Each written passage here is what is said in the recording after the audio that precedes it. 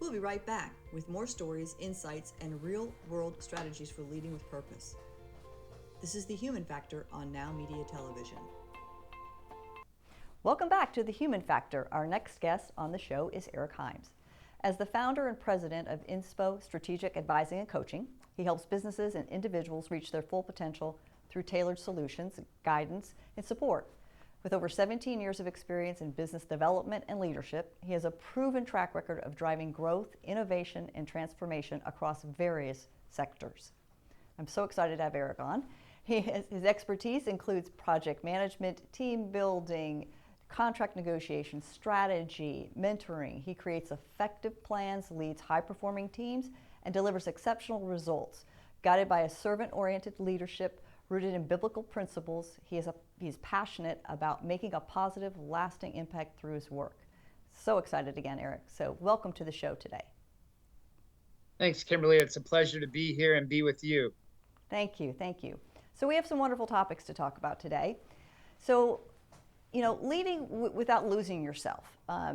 The problem facing many in the audience is they feel like they have to wear a mask. They aren't taken seriously as a leader, and they often feel like they're losing themselves in the process. And I can understand that. I have dealt with leaders who have kind of taken on that persona. Why do you think so many leaders feel pressure to be someone they're not? Oh, that's a great question. One that gets me really excited.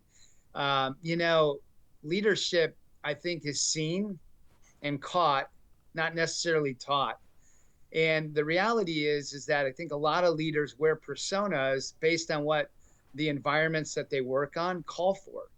And they don't find themselves true until they understand who they really are internally before they can show up in their authentic leadership style. I think it's really, really unique because, as you think about it, leadership starts, and that influence can start as young as your parents raising you as a child, through your first job and your first career, coming out of college or not going to college. And the experiences that you have by those around you leave you with believing this is what a leader looks like, this is what a leader is for some, and some, this is not what a leader is. And I would never want to wear that mask, because that's not who I am. But few leaders really, truly learn or know enough about themselves to say, this is me and this is my leadership style. And so Inspo, we actually created and developed what we call as the 50 Masks of Leadership, where we have identified 50 personas, and we help organizations and leaders take the mask off. Oh, wow. And we have gone through, yeah, that's why I love this question, really passionate about it. It's really some of the work that we do. And so us as an organization, we'll take your organization through it and say, hey, this is your mask. This is how it's defined. This is what you believe you're getting by wearing it. This is the cost to your company culture by wearing it. This is the cost to your own personal growth and development. This is how you overcome it. And then this is what you get when you remove the mask.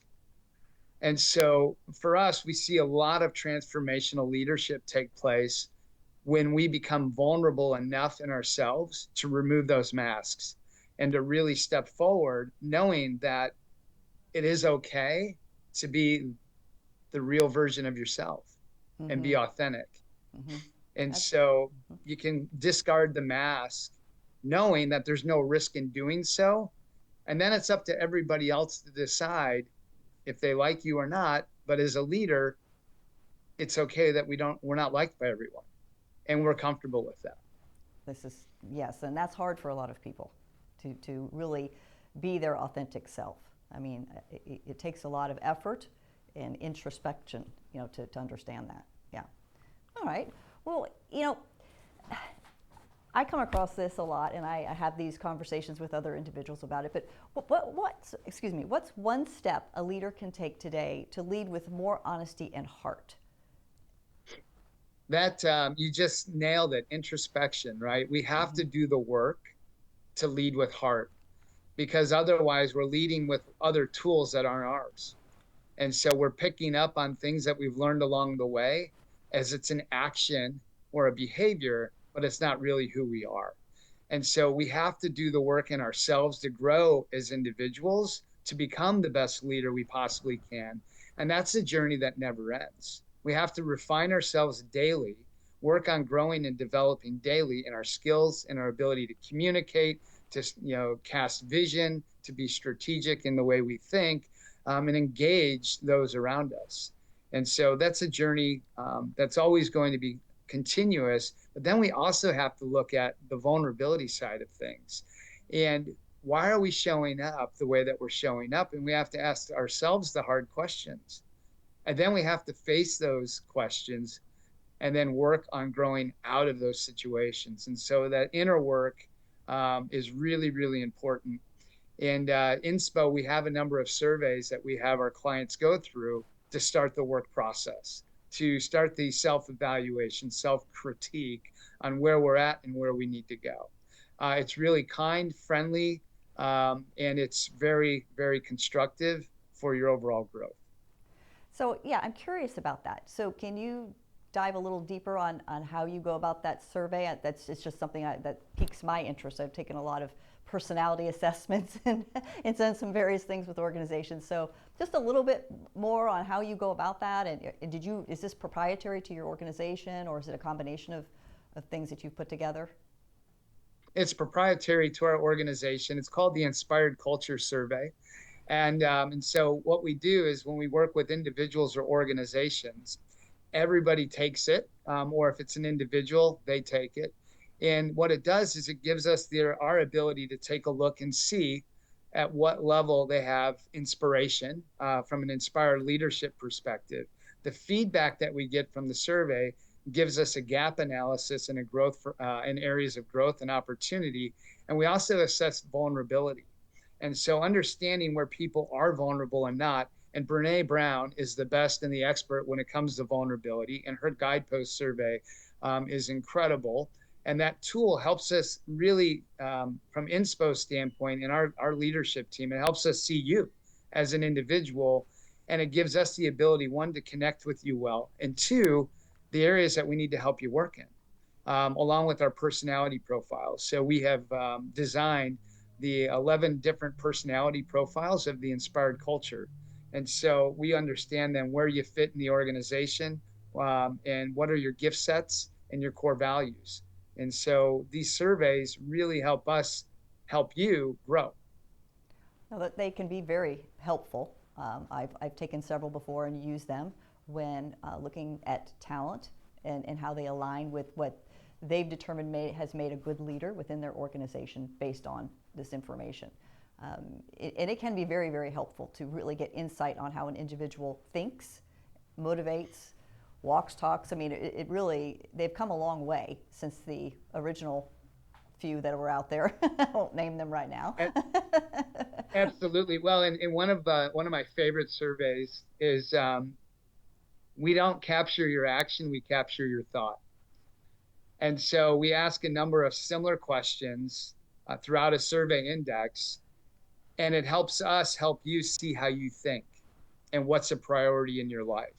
Because the inspired culture is all about winning on all fronts, meaning, our family, our relationships, our work, our careers, and our personal growth and development. So our survey that we've developed helps us help you see what comes to mind first, and are you out of balance in certain areas of your life based on what is taking up your brain capacity.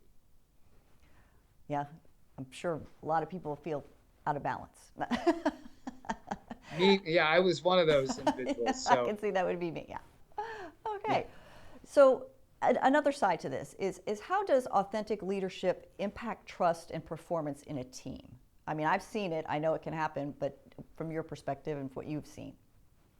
Yeah, if you don't have trust, unfortunately, you don't have a team that's going to pursue and chase the vision.